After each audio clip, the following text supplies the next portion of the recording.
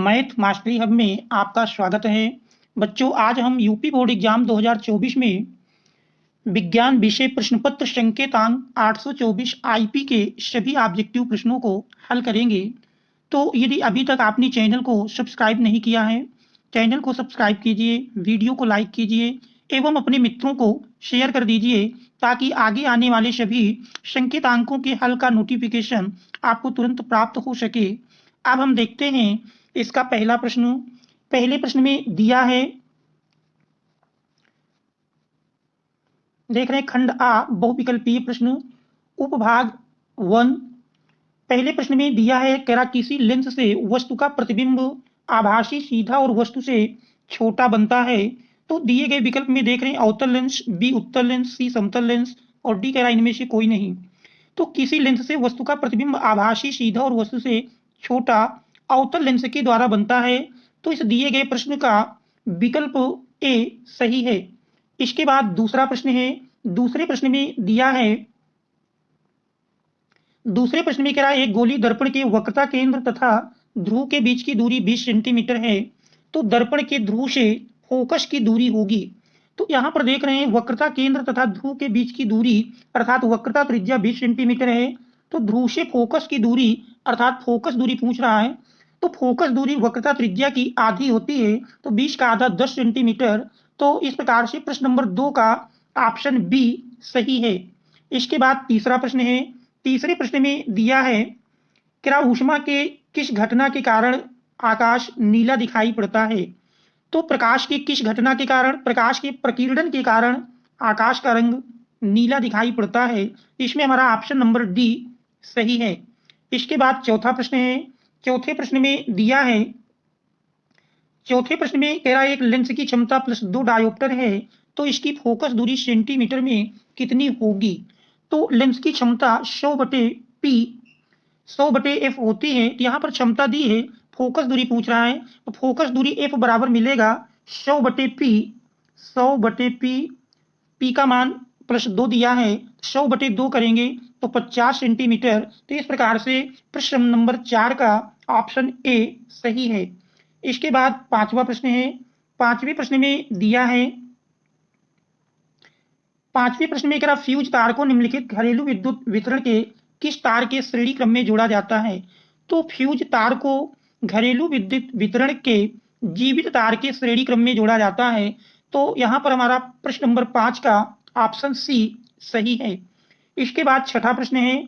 छठे प्रश्न में दिया है कह रहा यदि शक्ति कार्य तथा समय के मात्रक क्रमशः x1 x2 x3 से प्रदर्शित किया जाए तो निम्नलिखित में कौन सा संबंध सही है।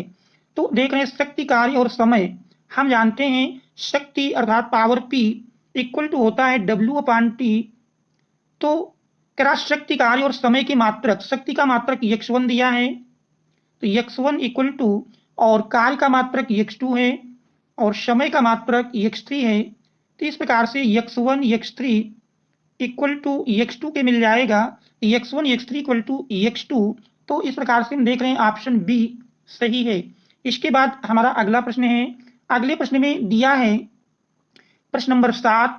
7 में कह रहा एक चालक में 10 एम्पियर की धारा प्रवाहित होती है, इसके संगत 2 सेकंड में प्रवाहित होने वाले आवेश की मात्रा होगी। तो हम जानते हैं आवेश Q बराबर I इंटू टी, आवेश Q equal to I into T, ये फार्मूला है, इसी में मान रख देंगे। I देख रहे हैं धारा 10 एम्पियर है और समय 2 सेकंड दिया है। तो इस प्रकार से 10 × 20 कूलाम, तो 20 कूलाम का आवेश होगा। तो इसमें हमारा ऑप्शन नंबर सी सही है। तो प्रश्न संख्या 7 का ऑप्शन सी सही है। इसके बाद 8वां प्रश्न है।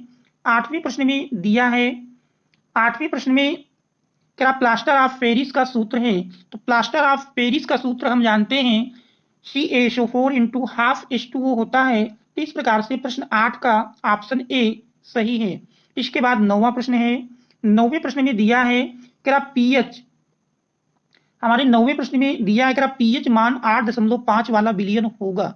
तो हम जानते हैं pH मान 7 वाला विलयन उदासीन होता है और 7 से कम मान वाला विलयन अम्लीय होता है और 7 से अधिक मान है तो फिर विलयन क्षारीय होगा। तो यहाँ पर देख रहे हैं pH मान 8.5 दिया है, तो 8.5 मान वाला pH मान वाला विलयन क्षारीय होगा।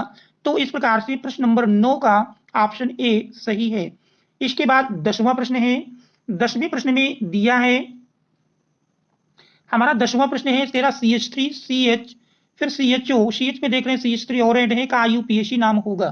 तो देख रहे हैं अगर इसकी नंबरिंग हम करें तो 1 2 3 और 2 पर देख रहे हैं मेथिल लगा है, तो इसका IUPAC नाम बनेगा 2 मेथिल प्रोपेनल, 3 कार्बन प्रोपेनल और 2 पर मेथिल लगा है तो 2 मेथिल प्रोपेनल।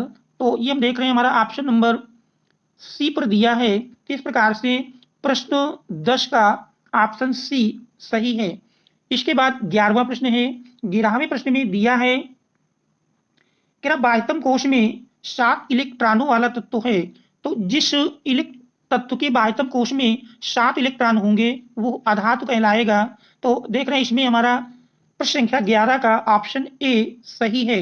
इसके बाद 12वां प्रश्न है। 12वें प्रश्न में दिया है कि कैल्शियम नाइट्रेट का रासायनिक सूत्र है। कैल्शियम नाइट्रेट हम जानते हैं CaNO3 का होल ट्वाइस, इसमें ऑप्शन बी सही है। इसके बाद 13वां प्रश्न है। 13वें प्रश्न में क्या निम्नलिखित में से असंतृप्त हाइड्रोकार्बन है। असंतृप्त हाइड्रोकार्बन में के अंतर्गत देख रहे हैं दिए गए C2H2 ये हमारा असंतृप्त हाइड्रोकार्बन है। शेष तीनों विकल्प बी सी डी तो देख रहे हैं सभी एल्केन ग्रुप के हैं, ये हमारे संतृप्त हाइड्रोकार्बन में आते हैं। तो असंतृप्त हाइड्रोकार्बन इसमें विकल्प नंबर ए C2H2, तो प्रश्न संख्या 13 का ऑप्शन ए सही है। इसके बाद 14वां प्रश्न है। 14वें प्रश्न में दिया है कि रक्त दाब नापा जाता है, तो रक्त दाब इस हाइग्मोमैनोमीटर द्वारा नापा जाता है, तो इसमें हमारा ऑप्शन नंबर ए सही है। इसके बाद 15वां प्रश्न है। 15वें प्रश्न में दिया है कि निम्नलिखित में कौन सा पादप हार्मोन है, तो दिए गए विकल्पों में देख रहे हैं विकल्प नंबर ए पर थायरॉक्सिन, बी इंसुलिन, सी साइटोकाइनिन और डी एस्ट्रोजन। तो देख रहे हैं पादप हार्मोन इसमें हमारा साइटोकाइनिन है, तो इसका ऑप्शन नंबर सी सही है। इसके बाद 16वां प्रश्न है।